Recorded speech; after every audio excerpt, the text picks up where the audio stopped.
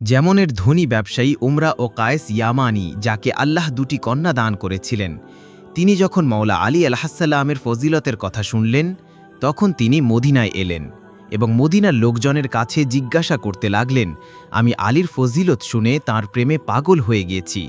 হে মদিনাবাসী, আমাকে ইমান আলীর সেবায় নিয়ে চলো।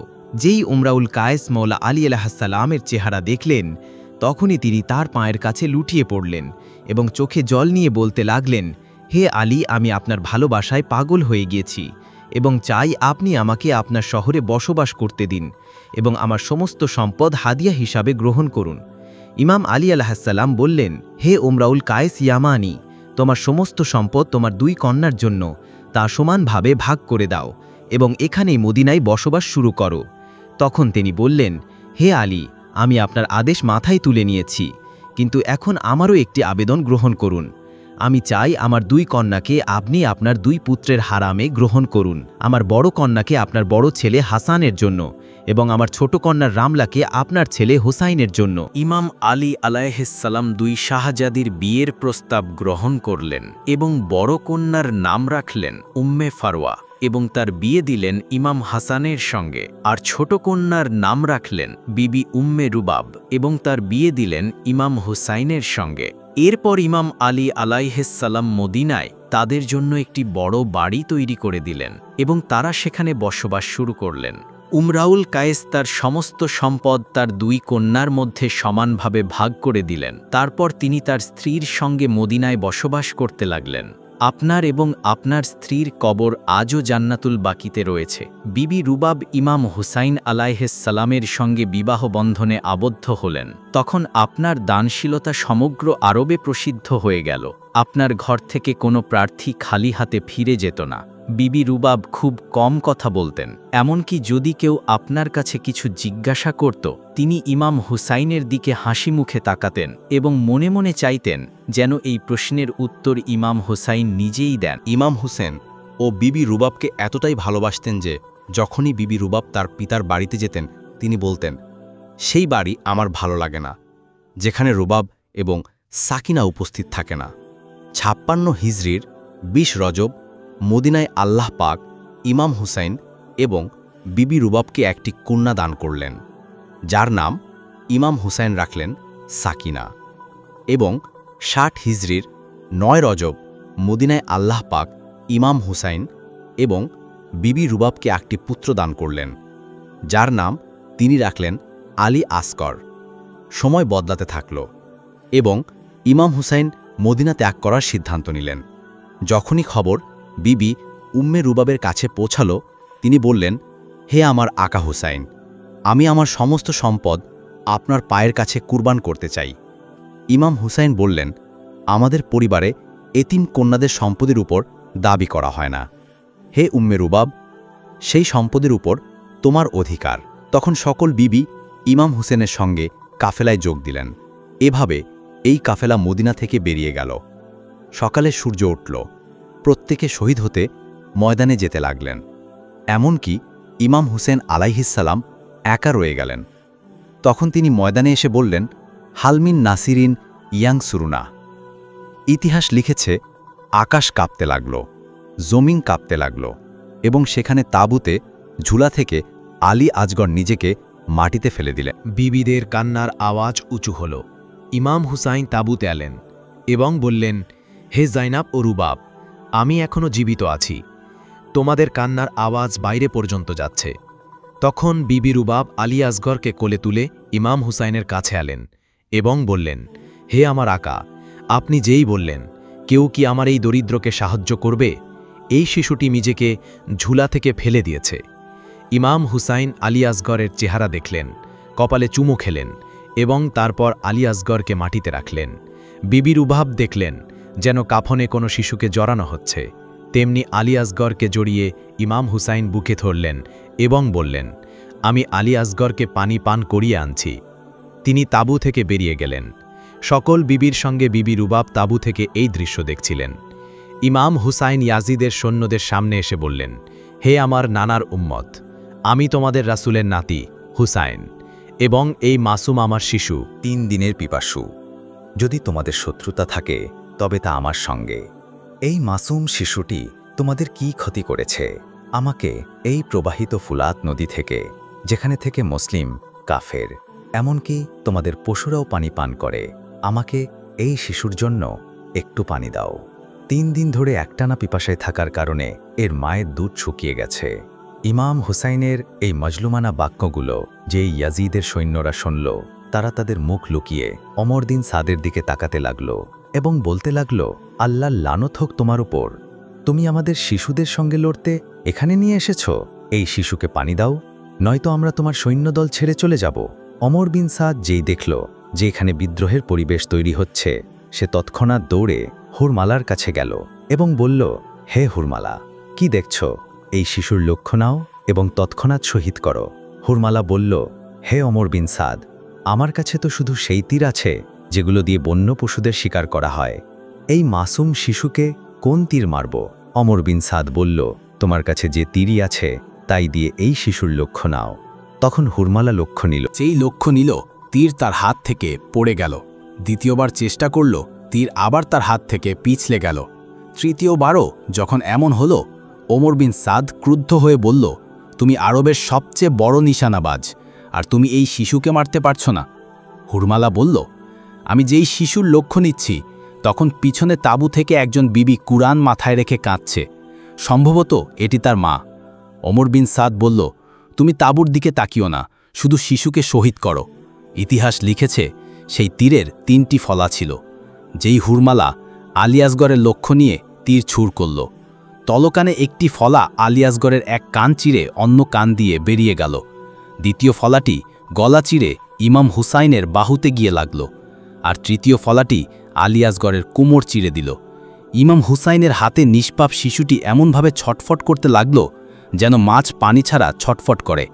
ইমাম হুসাইন তার নিষ্পাপ শিশুকে দেখলেন এবং চাইলেন আলিয়াসগড়ের রক্ত জমিনের হাতে তুলে দিতে। জমিন কেঁদে বলল, হে রাসূলের নাতি, এই নিষ্পাপ শিশুর রক্ত আমাদের ওপর ফেলবেন না, নয়তো কিয়ামত পর্যন্ত আমাদের থেকে শস্য উৎপন্ন হবে না। ইমাম হুসাইন চাইলেন এই নিষ্পাপ শিশুর রক্ত আকাশের হাতে তুলে দিতে। তখন আকাশ কেঁদে বলল, হে রাসূলের নাতি, এই নিষ্পাপের রক্ত আমাদের দিকে ফেলবেন না, নয়তো কিয়ামত পর্যন্ত পানি বর্ষণ হবে না। ইমাম হুসাইন আলিয়াসগড়ের রক্ত তার মুখে মাখলেন এবং বললেন, হে আল্লাহ, আমার শিশুর কুরবানি কবুল করো। তারপর তিনি তাঁবুর দিকে গেলেন। আলিয়াসগড়ের একমাত্র জানাজা ছিল ইমাম হুসাইন। তাঁবুর দিকে কয়েক কদম এগিয়ে গেলেন, তারপর কয়েক কদম পিছিয়ে গেলেন এবং মনে মনে ভাবলেন, এখন রুবাবকে, আসকারকে কিভাবে দেখাবো। এতক্ষণে বিবি রুবাব তাঁবুর পর্দা সরিয়ে দিলেন। ইমাম হুসাইন যেই বিবি রুবাবকে দেখলেন, বললেন, হে রুবাব, আমি কে? বিবি রুবাব বললেন, আপনি আমার আকা, মওলা, আমার উত্তরাধিকারী। ইমাম হুসাইন চোখে জল নিয়ে তার আবা সরিয়ে ফেললেন। বিবি রুবাব চিৎকার করে কেঁদে উঠলেন এবং বললেন, হে আল্লাহ, এ কেমন জালিম মানুষ যারা 6 মাসের শিশুর উপরে দয়া করে না। ইমাম হুসাইন বিবি রুবাব এবং মাসুম সাকিনাকে সান্ত্বনা দিলেন এবং বললেন, হে রুবাব, তাঁবুর পিছনে এই নিষ্পাপ শিশুর কবর তৈরি করে দাও। ইমাম হুসাইন তার নিষ্পাপ শিশুকে জুলফিকার দিয়ে কবর খুঁড়ে কারবালার উষ্ণ মাটিতে দাফন করলেন এবং ময়দানের দিকে ফিরে শাহাদাতের পেয়ালা পান করলেন। ইমাম হুসাইনের শাহাদতের পর ইয়েজিদের সৈন্যরা তাঁবুগুলো জ্বালিয়ে দিল। বিবিদের মাথা থেকে চাদর লুট করা হলো। কখনো শিমুর বিবি সাকিনাকে চড়াত, কখনো কোনো জালিম বিবি জাইনাব এবং বিবি রুবাবকে চাবুক মারত। তারপর শামে গরিবা এলো। প্রত্যেক বিবি তাদের শিশুর লাশের ওপর কাঁদতে থাকলেন এবং বিবি রুবাব এবং বিবি জাইনাব ইমাম হুসাইনের পদদলিত দেহের সঙ্গে লেপ্টে কাঁদতে লাগলেন। রাত নামতে লাগল এবং পয়লা মুহররমের সূর্য উঠল। উমার বিন সাদ বলল, সকল শহীদের মাথা কেটে ফেল। এখন আমাদের কুফার মাধ্যমে শামে যেতে হবে এবং ইয়াজিদকে দেখাতে হবে যে আমরা আল মুহাম্মাদের বড় ছোট কাউকে দয়া করিনি। সকলের মাথা কাটা হলো এবং নিজেতে উঠানো হলো। তখন কোনো জালিম বলল, এতে একটি মাথা কম আছে। জিজ্ঞাসা করা হলো, কার মাথা? তখন সেই জালিম বলল, সেই নিষ্পাপ শিশুর মাথা নেই, যাকে হুসাইন পানি পান করাতে ময়দানে নিয়ে এসেছিল। উমার বিন সাদ বলল, যাও, নিজে হাতে নাও এবং কারবালার মাটিতে আঘাত করতে থাকো। হুসাইন এখানে কোথাও দাফন করেছে। তখন জ্বলন্ত তাঁবুর ছাইয়ের উপর ইয়াজিদের সৈন্যরা নেজে দিয়ে আঘাত করতে থাকল। যেই একটি নেজে মাটিতে লেগে আকাশের দিকে উঠল, তাতে মাসুম আলী আসগারের দেহ উঠতে লাগল। বিবি রুবাব যেই তার শিশুর দেহ নেজেতে দেখলেন, তিনি ইমাম হোসাইনের লাশ জড়িয়ে কাঁদতে লাগলেন। তখন সেই জালিম আলী আসগারের নিষ্পাপ দেহ মাটিতে রাখল এবং খাঞ্জার বের করে তার মাথা দেহ থেকে বিচ্ছিন্ন করল। দেহটি সেখানে রোদে ফেলে রাখল এবং কাটা মাথাটি মেঝেতে ওঠাল। বিবি রুবাব আকাশের দিকে তাকিয়ে ফরিয়াদ করলেন, হে আল্লাহ, আমার হুসাইন এবং আমার শিশুর দেহ রোদত পড়ে আছে। এখন যতদিন এই রুবাব বেঁচে থাকবে না, ঠান্ডা পানি পান করবে না, কখনো ছায়ায় বসবে। তখন শিমুর বিবি রুবাব ও বিবি সাকিনাকে চাবুক মারল এবং আলেম মোহাম্মদকে বন্দি করে কুফা এবং শামের দিকে নিয়ে যাওয়া হলো। তারপর সেই বিবিরা বন্দি হয়ে কুফায় পৌঁছালেন এবং কুফা থেকে শামে এলেন। শামের কয়েদখানায় বিবি রুবাবের কাছ থেকে বিবি সাকিনাকে আলাদা করা হলো। সেখানে বিবি সাকিনা তার বাবাকে স্মরণ করে কাঁদতেন, আর এখানে বিবি রুবাব কখনো ইমাম হোসেনকে স্মরণ করতেন, কখনো তার মাসুম আলী আসগারকে কাঁদতেন, আর কখনো তার 4 বছরের মেয়ের দুর্দশায় আশ্রু ফেলতেন। যেই বিবি সাকিনার শাহাদাত হল, তিনি বিবি সাকিনার দেহের সঙ্গে লেপ্টে অবিরাম কাঁদতে থাকলেন।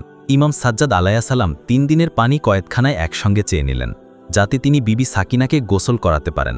যেই বিবি জায়নাব, বিবি উম্মে রুবাব এবং বিবি ফিজা মিলে বিবি সাকিনাকে গোসল দিলেন, তখন বিবি রুবাব চিৎকার করে কাঁদতে লাগলেন। বিবি জয়নাব তাকে সান্ত্বনা দিলেন। ইমাম সাজ্জাদ যেই এই আওয়াজ শুনলেন, তিনি বিবি জয়নাবকে ডাকলেন এবং বলতে লাগলেন, হে আমার মা, বিবিরা কেন কাঁদছে? বিবি জয়নাব বললেন, হে সাজ্জাদ, তোমার ছোট বোন কারবালা থেকে কুফা থেকে শ্যাম পর্যন্ত একই পোশাকে বন্দী ছিল। কখনো তাকে শিমুরের চাবুক লাগত, কখনো তাকে উট থেকে ফেলে দেওয়া হতো। হে সাজ্জাদ, আমরা যেই গোসলের জন্য সাকিনার পোশাক খুললাম, তখন সাকিনার পোশাকের সঙ্গে তার চামড়াও উঠে এলো। এই দৃশ্য রুবাবের পক্ষে সহ্য করা যায় না। ইমাম সাজ্জাদ বললেন, আল্লাহর ইচ্ছা এই যে আমার বোন সাকিনাকে এই পোশাকেই দাফন করা হবে। তারপর বিবি সাকিনার কবর তৈরি করা হলো এবং অবশেষে বছরের পর বছর কয়েদের পর যখন বিবিদের মুক্তি মিলল, তখন সকল বিবি সাকিনার কবরে এসে বিদায় জানালেন। বিবি রুবাব নিজেকে বিবি সাকিনার কবরের উপর ফেলে দিলেন এবং জারো কাতার কাঁদতে লাগলেন এবং বললেন, হে সাকিনা, তোমার বাবা আমাকে উইল করেছিলেন যে আমার এই মেয়ের খেয়াল রাখতে। এখন আমি তোমাকে এখানে একা ফেলে কিভাবে যাব? বিবি জায়নাব এবং ইমাম সাজ্জাদ বিবি রুবাবকে সান্ত্বনা দিলেন এবং শামের লোকদের উইল করলেন যে বিবি সাকিনার কবরে প্রতিদিন প্রদীপ জ্বালাতে। তারপর কারবালা হয়ে মদিনায় ফিরে এলেন। যেই বিবি রুবাব মদিনায় এলেন, তিনি তার সমস্ত সম্পদ ইমাম হুসাইনের মজলুমিয়াত মানুষের মাঝে বয়ান করার জন্য কুরবান করে দিলেন। তিনি সেই মহিয়সী নারী, যিনি মজলিস আয়োজন করা এবং মজলিসে নিয়াজের ব্যবস্থা করার রীতি প্রচলিত করলেন। মদিনার দূর দূরান্ত থেকে লোকেরা আসত এবং ইমাম হুসাইনের মাসায়েব শুনত এবং বিবি রুবাবের নিয়াজ খেত। কিছু সময় কেটে গেল। তখন মক্কার একজন আলেম দর্সের জন্য ইমাম সাজ্জাদের সেবায় এলেন। ইমাম সাজ্জাদ আলাইহিস সালামের বাড়িতে যেই তিনি প্রবেশ করলেন, তার পথ হলো উঠান দিয়ে। তিনি দেখলেন একজন বৃদ্ধা রোদে বসে কাঁদছেন। তিনি তালিবে ইলম হিসেবে ইমাম সাজ্জাদের সেবায় এসে তার প্রশ্ন করলেন, উত্তর গ্রহণ করলেন এবং যখন যাওয়ার সময় হলো, তিনি আবার উঠান দিয়ে যাওয়ার সময় দেখলেন সেই বৃদ্ধা যেখানে ছায়া এসে গিয়েছিল সেখান থেকে উঠে যেখানে রোদ আছে সেখানে এসে আবার বসলেন। তিনি বাড়ি থেকে বেরিয়ে ইমাম সাজ্জাদের কাছে হাত জোর করে একটি আবেদন করলেন, হে ইমামে ওয়াক্ত, আমি আপনার বাড়িতে একটি অদ্ভুত দৃশ্য দেখলাম। একজন বৃদ্ধা রোদে বসেছিলেন। সম্ভবত তার কোনো ভুল হয়েছে, তাই তাকে শাস্তি হিসেবে রোদে বসানো হয়েছে। হে আমার ইমাম, আমি তার পক্ষে ক্ষমা চাই, তাকে ছায়ায় বসতে দিন। ইমাম সাজ্জাদ রক্তের অশ্রু ফেললেন এবং বললেন, হে ব্যক্তি, সে বৃদ্ধা আর কেউ নয়, আমার মা উম্মে রুবাব। আমার মা যেই আমার বাবার পদদলিত লাশ রোদে দেখলেন, তখন আল্লাহর কাছে প্রতিজ্ঞা করলেন যে যতদিন বেঁচে থাকবেন না ঠান্ডা পানি পান করবেন আর না কখনো ছায়ায় বসবেন। তখন সেই তালিবে ইলম কাঁদতে কাঁদতে চলে গেলেন। একদিন বিবি রুবাব রোদে বসে জারকায় কাঁদছিলেন। ইমাম সাজ্জাদ যে এই দৃশ্য দূর থেকে দেখলেন, তিনি বিবি জায়নাবের সঙ্গে কাছে এলেন এবং বলতে লাগলেন, আমরা আপনার কাছে কিছু চাইনি, কিন্তু আজ আপনার কাছে এই অনুরোধ করব যে এখন আপনি ছায়ায় চলে আসুন। বিবি রুবাব কেঁদে বললেন, হে আমার ছেলে, আমি ইমাম হুসাইনের লাশ দেখে আল্লাহর কাছে প্রতিজ্ঞা করেছি যে আমি কখনো ছায়ায় আসব না এবং ঠান্ডা পানি পান করব না। তখন ইমাম সাজ্জাদ বললেন, আমি ইমামে ওয়াক্ত এবং আপনাকে হুকুম দিচ্ছি যে আপনি ছায়ায় চলে আসুন। বিবি রুবাব যেই এই কথা শুনলেন, তিনি আকাশের দিকে তাকালেন এবং উচ্চস্বরে ফরিয়াদ করলেন, হে আল্লাহ, একদিকে ইমামে ওয়াক্তের হুকুম, আরেকদিকে আমার হুসাইনের সঙ্গে করা প্রতিজ্ঞা। এখন আমার প্রতিজ্ঞা পূরণ করতে হবে। বিবি রুবাব যেই উঠতে চেষ্টা করলেন, বিবি জায়নাব এবং ইমাম সাজ্জাদ বিবি রুবাবকে সাহায্য করলেন। তখন ইমাম সাজ্জাদ বলতে লাগলেন, ইন্না লিল্লাহি ওয়া ইন্না ইলাইহি রাজিউন। বিবির রুবাব তার আল্লাহর সঙ্গে মিলিত হলেন। তারপর ইমাম সাজ্জাদ বিবি উম্মে রুবাবের কবর জান্নাতুল বাকিতে তৈরি করলেন, যেখানে তার পিতামাতার কবর রয়েছে।